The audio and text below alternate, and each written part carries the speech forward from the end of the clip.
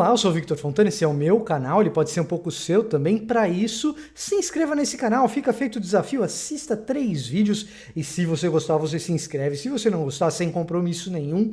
E também me siga lá nas redes sociais, no Twitter, no Instagram, onde o diálogo acontece. E não se esqueça, pensamentoteologico.com.br, ali a gente tem conteúdo em vídeo, em áudio, escrito também, dá uma conferida lá. E hoje eu vou falar do assunto que vocês encheram a minha caixa de entrada, Twitter, Instagram, vinham falando faz tempo. Fala dele, então bate na madeira que eu vou falar dele.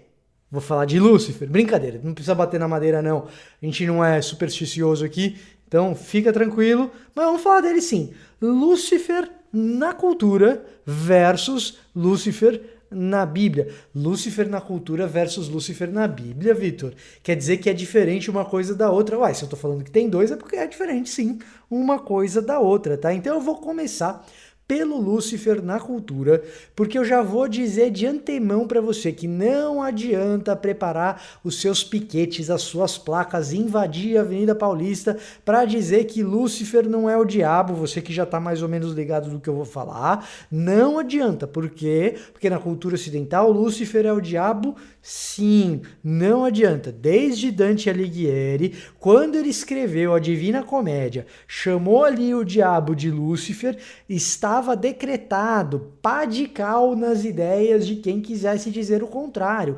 Lúcifer na cultura é o diabo, pelo menos na cultura ocidental. Aliás, se você sofreu aí com o teu vestibular, com as aulas de literatura, você deve se lembrar de Gil Vicente. Então, na literatura portuguesa, na nossa língua, também. Ali o diabo é chamado de diabo, mas o inferno tem lá um eufemismo, ele não chama o inferno de inferno, no alto da barca do inferno, né? Ele chama de Porto de Lúcifer. Né? Gil Vicente fala do inferno como Porto de Lúcifer.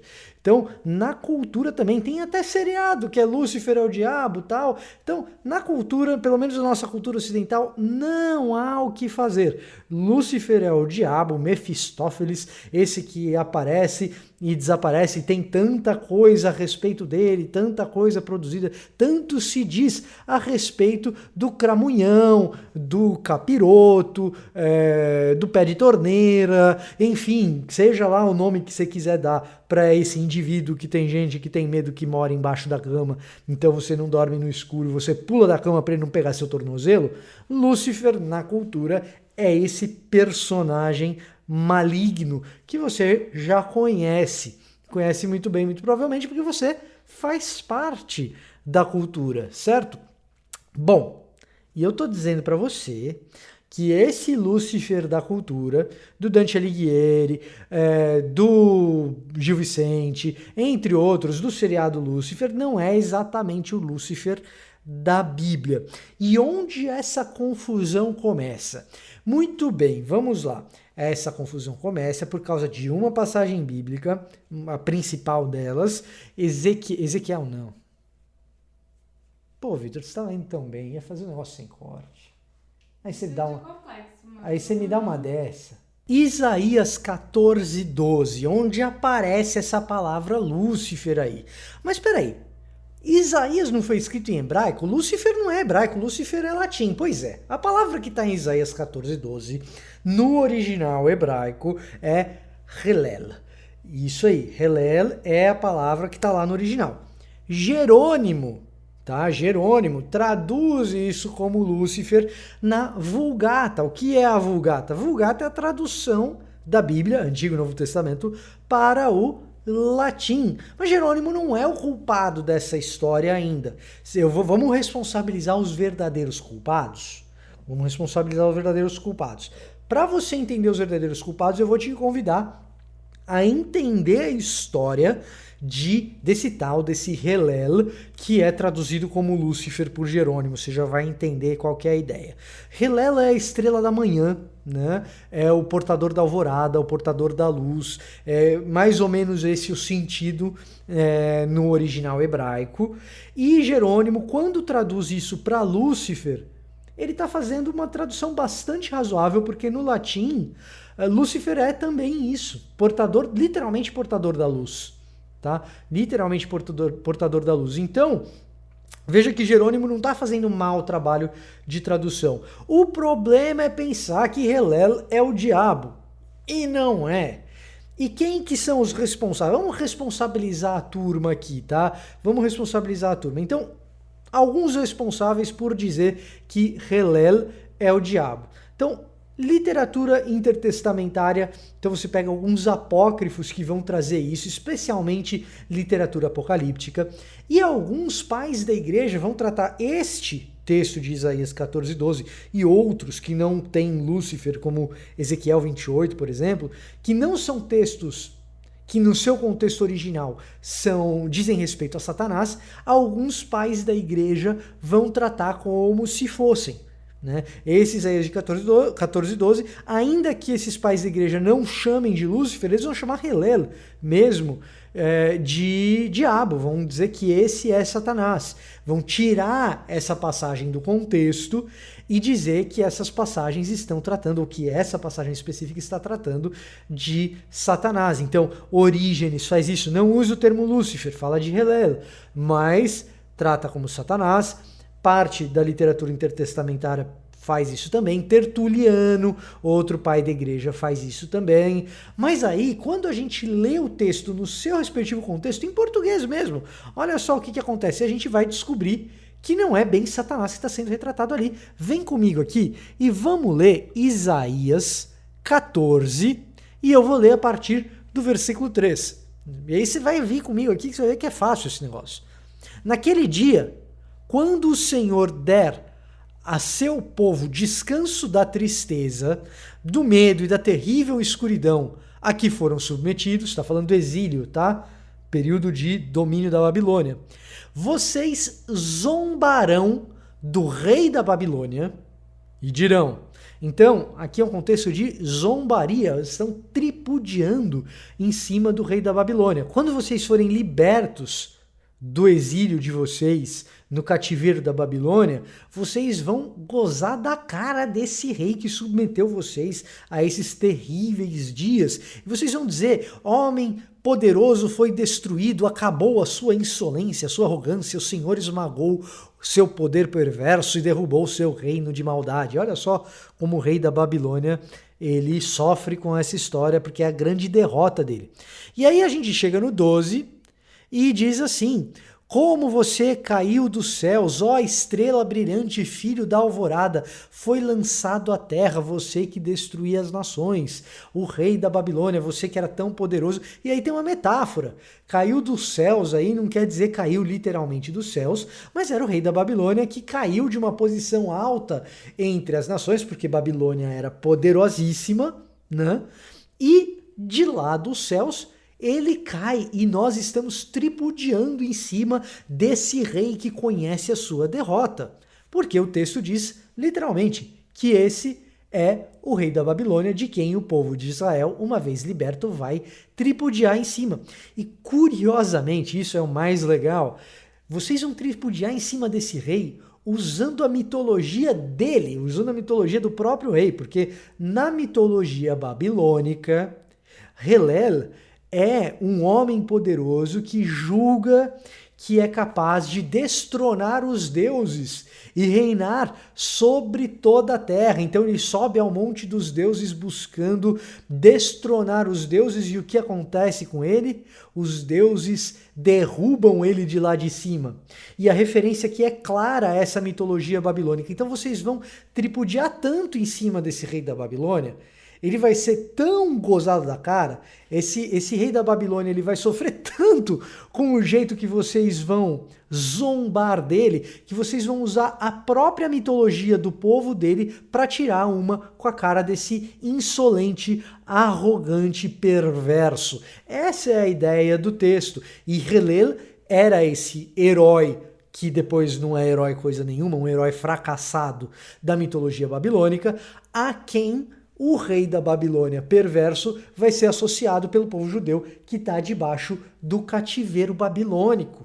Né? Então nós pegamos a tua própria história de fracasso e esfregamos na sua cara, seu senhorzinho malvado que nos submeteu ao cativeiro aqui na Babilônia, à escravidão aqui na Babilônia. A ideia original do texto é essa. E aí, no período intertestamentário, e também alguns pais da igreja tiram essa passagem desse contexto que eu acabei de explicar e enxergam nessa passagem a história do diabo, a história de Satanás, fazendo aí algumas relações com o Novo Testamento, algumas descrições do Novo Testamento, especialmente em Lucas, quando a gente fala da queda de Satanás como um raio dos céus, e aí você não tem muito um paralelo literário forte, mas na cabeça dos pais da igreja isso acontece, e aí Helel é associado à figura de Satanás.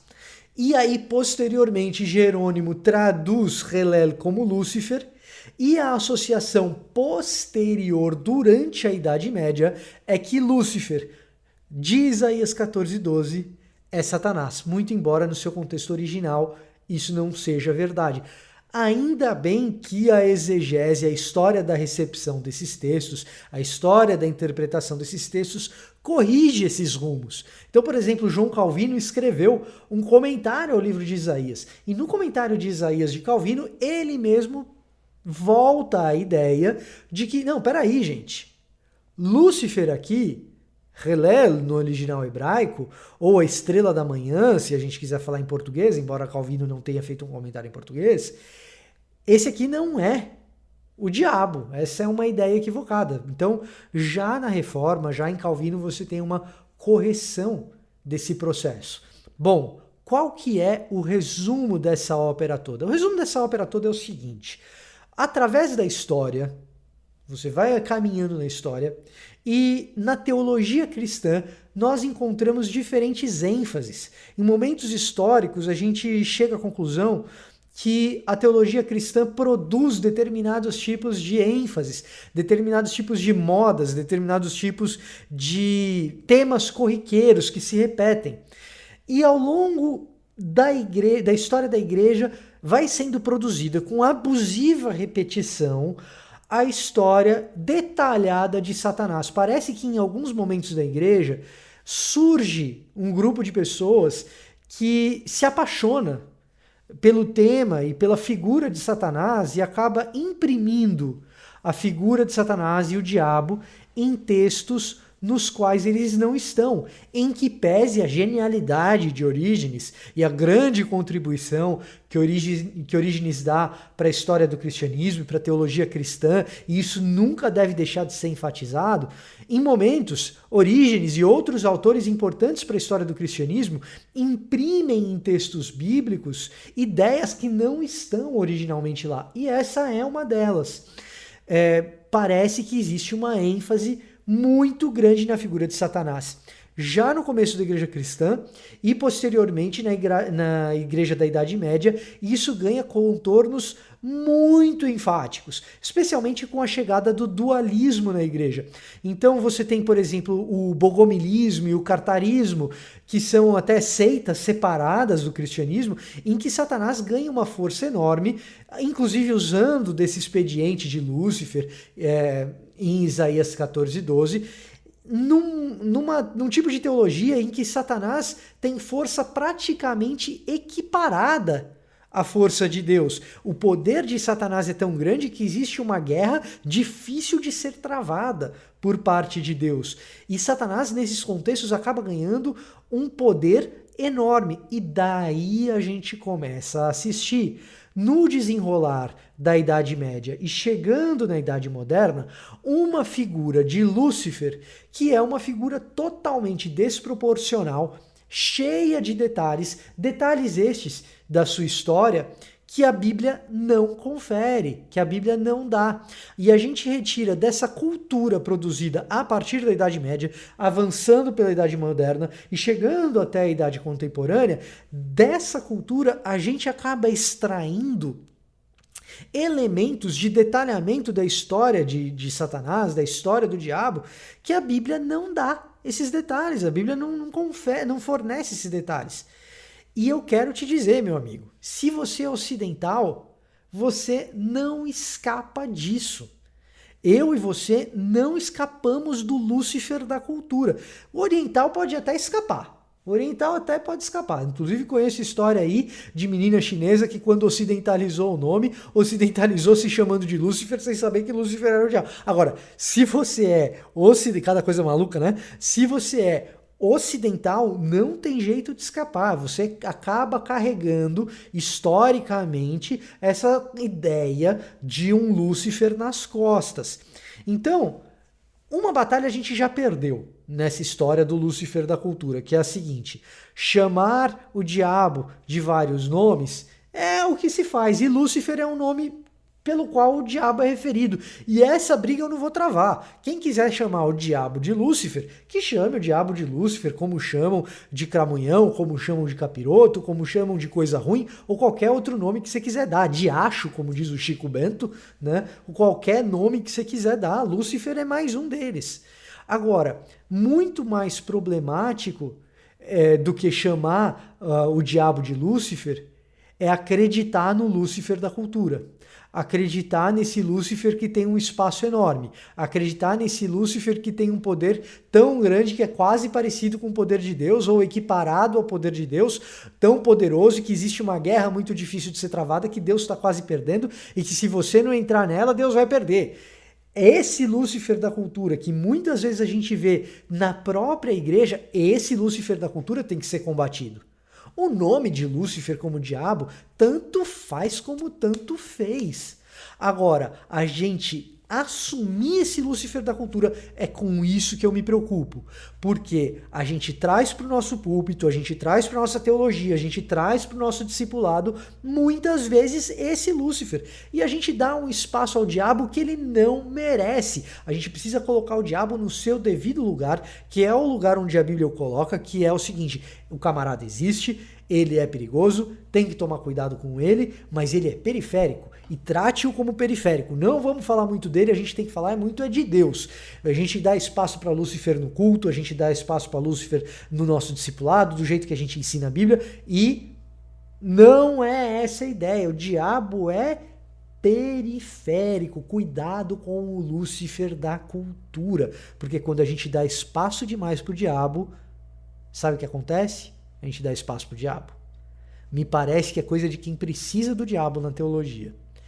E quando a gente fala de batalha contra o diabo, a gente tem que reconhecer o seguinte: o diabo foi derrotado na cruz do Calvário, na ressurreição ao terceiro dia, e a sua maldade, a maldade que existe nesse mundo, tem data de validade.